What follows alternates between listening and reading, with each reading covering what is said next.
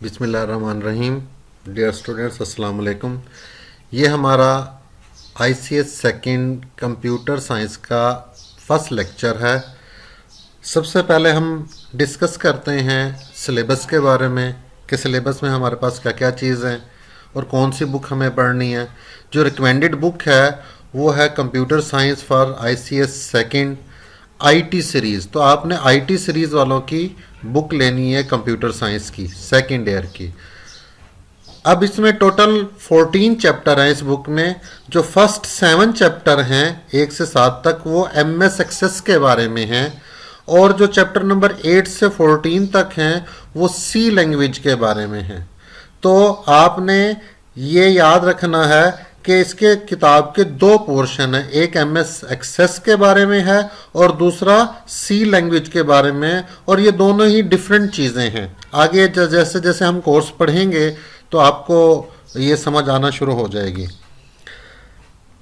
जहाँ तक पेपर का ताल्लुक है, जो 60% पेपर आएगा वो C लैंग्वेज वाले पोर्शन से आएगा, और जो 40% पेपर आएगा वो MS एक्सेस के बारे में होगा, MS एक्सेस वाले पोर्शन से आएगा।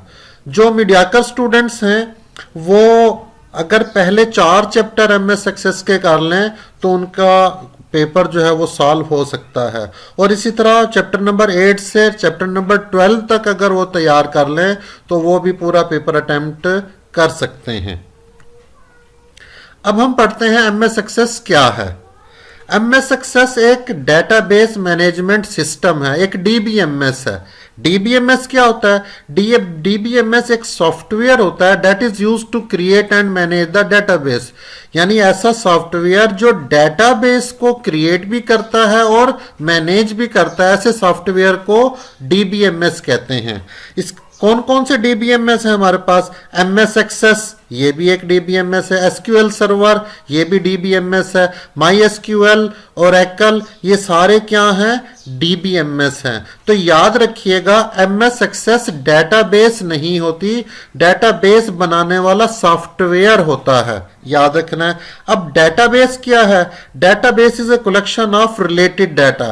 डेटाबेस मजमुआ होता है मुतलका मालूमात का। रिलेटेड डाटा, डाटा कहते हैं मालूमात, रिलेटेड डाटा कहते हैं मुतलका मालूमात। यानी किसी ऑर्गेनाइजेशन की मालूमात हो, किसी बैंक की मालूमात हो, किसी कॉलेज की मालूमात हो, ठीक है, या किसी सिटी की मालूमात हो, तो डेटाबेस बहुत सारी मालूमात का मजमुआ होता है। शर्त यह है कि वो ऑर्गेनाइज्ड हो in an organized and compact manner. का मतलब क्या? कंपैक्ट का मतलब है कि मालूमात इस तरीके से ऑर्गेनाइज करें कि कम जगह पर ज्यादा मालूमात आ जाए। मैनर कहते हैं तरीकाकार को। तो डेटाबेस बनाने के 2 ही स्टेप्स हैं कि पहला स्टेप क्या है कि आपने डाटा कलेक्ट करना है, और दूसरा स्टेप क्या है कि आपने उसको एक खास अंदाज में ऑर्गेनाइज करना है। तो अगर हम आसान अल्फाज में कहें कि एक डेटाबेस क्या होती है? मुनज़्ज़म मालूमात का मजमुआ होता है, ऑर्गेनाइज्ड कलेक्शन ऑफ डाटा होती है। और DBMS क्या होता है? ये डेटाबेस बनाने वाला सॉफ्टवेयर होता है। और MS एक्सेस क्या है? ये डेटाबेस नहीं है, डेटाबेस बनाने वाला सॉफ्टवेयर है। अब हम पढ़ते हैं C लैंग्वेज क्या है। C लैंग्वेज एक प्रोग्रामिंग लैंग्वेज है, या यूं कह लें कि एक कंप्यूटर लैंग्वेज है। जब हम ये कहते हैं कि ये प्रोग्रामिंग लैंग्वेज है तो इसका मतलब ये है कि C लैंग्वेज इस्तेमाल होती है to develop the programs, program बनाने के लिए, सॉफ्टवेयर बनाने के लिए ये इस्तेमाल होती है। C लैंग्वेज एक हाई लेवल लैंग्वेज है। हाई लेवल लैंग्वेज इसे इसलिए कहते हैं कि इस लैंग्वेज की जितनी भी कमांड्स हैं वो इंसान आसानी से अंडरस्टैंड कर लेते हैं। डिटेल हम नेक्स्ट चैप्टर्स में पढ़ेंगे इंशाल्लाह। C लैंग्वेज 1972 में एक डेनिस रिची एक शख्स था, उसने ये इजाद की थी। डियर स्टूडेंट्स, अब हम चैप्टर नंबर 1 स्टार्ट करते हैं अपनी बुक का। आपने इस वीडियो को, इस लेक्चर को आखिर तक सुनना है ताकि आपको तमाम बातें सही तरह समझ आ जाएं। अब हमारा जो फर्स्ट क्वेश्चन है वो है difference between data and information. Data और इंफॉर्मेशन में क्या फर्क है? Data is the collection of raw facts and figure. Data क्या होता है? मजमुआ होता है। रा का मतलब होता है अनप्रोसेस्ड, खाम, फैक्ट्स एंड फिगर आदाद व शुमार को कहते हैं।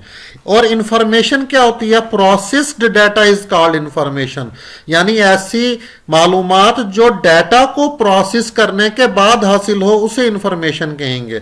तो या अगर इसका उर्दू तर्जमा करें तो डाटा का मतलब भी मालूमात होता है और इंफॉर्मेशन का मतलब भी मालूमात है।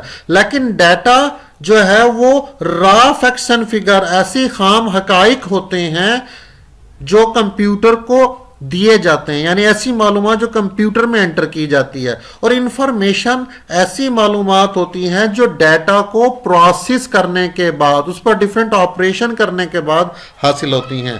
डाटा अनप्रोसेस्ड होता है और इंफॉर्मेशन जो है ये प्रोसेस्ड शुदा होती है, यानी information is received after the processing of data, इसलिए हम कहते हैं प्रोसेस्ड होती है।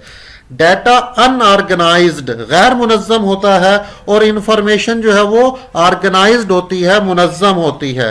Data is not meaningful, data meaningful नहीं होता क्योंकि ये डिफरेंट सोर्सेज से आता है और अनऑर्गेनाइज्ड होता है, ये मीनिंगफुल नहीं होता। इंफॉर्मेशन जो है वो मीनिंगफुल होती है क्योंकि इसको खास अंदाज में ऑर्गेनाइज करके प्रोसेस करके इंफॉर्मेशन को रिसीव किया जाता है, इसलिए ये मीनिंगफुल होती है। ये डाटा जो है ये किसकी शक्ल में हो सकता है? टेक्स्ट, तहरीर की शक्ल में हो सकता है, नंबर की शक्ल में हो सकता है, इमेजेस तस्वीरों की शक्ल में, ऑडियो आवाज की शक्ल में और वीडियो की शक्ल में भी हो सकता है। इंफॉर्मेशन भी इन तमाम फॉर्म्स में, इन तमाम शक्लों में हो सकती है, यानी information can be in the form of text, यानी ये इंफॉर्मेशन भी टेक्स्ट तहरीर की शक्ल में हो सकती है, नंबर की शक्ल में, इमेजेस तस्वीरों की शक्ल में, ऑडियो और वीडियो की शक्ल में। अगर मैं आपको सिंपल लफ्जों में समझाऊं कि डाटा क्या है, वो मालूमात होती हैं जो हम कंप्यूटर को देते हैं और इंफॉर्मेशन वो मालूमात होती हैं जो हम कंप्यूटर से हासिल करते हैं। याद रखनी है आपने ये बात। नेक्स्ट, आप डाटा की बुनियाद पर कोई डिसीजन नहीं ले सकते क्यों, ये रॉ फैक्ट्स होते हैं। और इंफॉर्मेशन की बुनियाद पर आप कोई ना कोई डिसीजन ले सकते हैं, कोई फैसला कर सकते हैं। डाटा मिकदार में या क्वांटिटी में बहुत ज्यादा होता है, जबकि इंफॉर्मेशन जो है वो क्वांटिटी में या मिकदार में बहुत कम होती है। डाटा जो है वो प्रोसेसिंग के लिए इनपुट के तौर पर इस्तेमाल होता है और इंफॉर्मेशन जो है वो प्रोसेसिंग सिस्टम की आउटपुट होती है।